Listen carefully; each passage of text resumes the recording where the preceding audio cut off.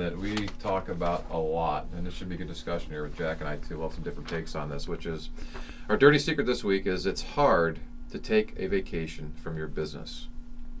Now I know every owner can relate to that, and what usually starts this is what often feels like polarizing poles of the desires and needs of the business with that of the family.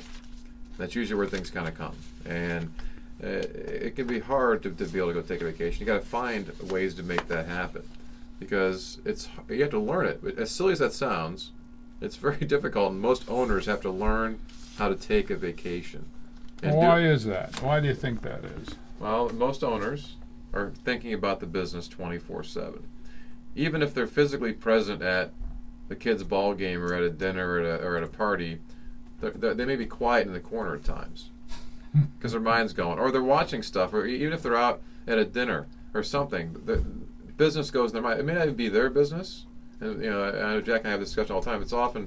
It's any business. We're thinking about it. Well, how do people come in? What are these guys doing in terms of revenue and profit? Do they have good people? You're starting to see the world of business. Everything you touch and see, owners often will see it in a much different way than most other folks do. It builds up. It's an excitement that builds up, and you gotta let it go. You gotta air it. You have to analyze it. You gotta read about it. You gotta do something. It's there. It doesn't stop.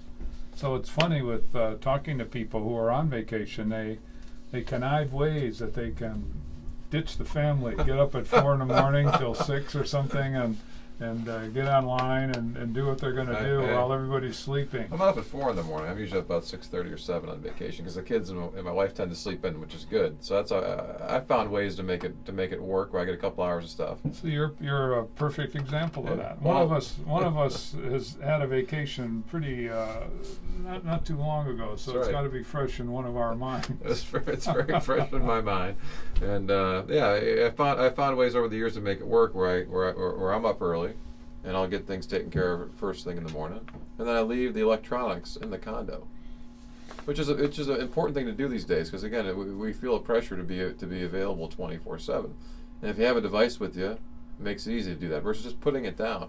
And many folks have trouble with that, even for a couple hours, or just leaving the device somewhere. You almost feel naked without it at times, right? But that's something that I had modeled for me at a very young age. I recall going on vacations with my family. And my dad would often be, this is when we just had phones back in the day, right? So he'd phone in the morning, check in, and then he was good the rest of the day. Maybe he'd check in later in the day too, but he was good during the day. He was there. He was always there with us. I don't recall him all of a sudden, starting and stopping, or we're out in a fishing boat fishing. He's not going to shore to do stuff. He was able to disguise it pretty good. It's one thing to be physically present. It's another one to be mentally present. Right. So I remember doing this early on with my wife. In fact, my ribs probably still have bruises through all the decades.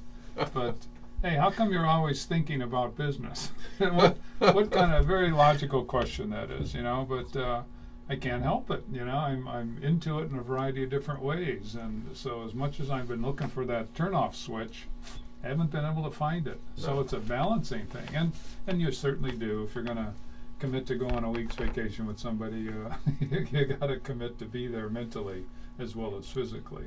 But it's not an easy thing to do. And if small business owners, are honest with themselves, they're going to agree with that 100%. Well, I think this segment, Jack, is as much for the spouses and the families as it is for the owners.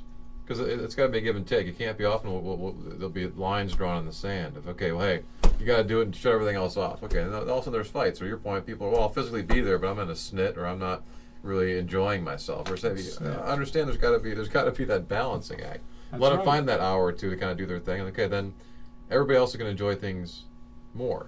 It's good. You can't deny it's good for you to get away, nice surroundings that are different, where it isn't pressure packed, where you aren't in over your head, you aren't extending yourself in ways that are negative, but to just go and have a different perspective. Quite frankly, you can come back and be more productive, more pumped up, doing things that you've just been sort of dancing with. Now you've had a week or so to really focus hard on, hey, this is what I'm going to do. Sort out the noise, as they like to say. Well, if nothing else, you start to realize a couple things. One is that the company is not going to blow up without you there for a week. Okay, maybe if you're gone for a month or two, yeah, maybe, but for a week, usually things can get taken care of. Second thing is you get a chance to test your people. That's right. That's a big and, deal. How do you know if That's they're good or not? Deal. And we had a client He's been a client for a little over 4 years now, and about a year and a half into it, maybe 2 years into it, he and his wife took a 3.5 week vacation. No. 3.5 week vacation. I remember that. And he opened his laptop twice in 3.5 weeks. This is for an IT company. Well, he knows though. This guy is honed the vacation period. He knows how to do it. He knows how to take a vacation. Oh, but it was after he had revamped his organization and had the right people in place. He couldn't have done that a couple of years beforehand because he didn't trust that things were being done. And he'd been on vacation before, right? But he would be working from that remote location for several hours a day and all throughout the day. So he never really got a chance to really disconnect and kind of get away because he didn't have confidence in the people who were there. So having those good people is a big part of that ability to be able to step away for a little while and have confidence that things are taken care of and taken care of right. Yeah, I it makes you uncomfortable, the early goings, when your company isn't as stable and as predictable as it should be. It's very hard then to get away and pretend that you're having a good time when you're worried about everything back home. But once you get to a point of development and your company is pretty well under control, to Adam's point before, you can test some of your employees now. Yeah, I'm going to put Joe in charge, and he's going to do the job. I hope anyway, I'm going to see. Right. And by God, I come back after a week or 2 weeks, and hey, the company's still there, it's doing well, and I got to look at Joe and taking vacations in a different light. Well, and for those of you, and again, I grew up with this with my parents being in business together, but for those of you with a spouse in the business, and we had this just happen just last week with a client of ours who the wife put her foot down and said, "Hey, we're going. I don't care." And it was one of those things like it's the wrong time, but it's always the wrong time, right? I mean, you can always find reasons not to go. But from her standpoint, what she wanted to make sure is that they are together and on the same level as a couple, because they've spent so much time talking about business stuff that she wants to make sure she still likes him, right? And so that's a key thing too, especially again for those of you who've got spouses in the business, to be able to get away from it, even if it's only for a few days, to reconnect with each other is very important to be able to kind of do to kind of get your batteries recharged, so that when you do go back into the trenches, you're feeling better about each other. You have to embrace it. Yeah, you have to embrace it. Somehow you have to find a version of that little off switch and give some time to things that are also important to you in your life, if not the most important.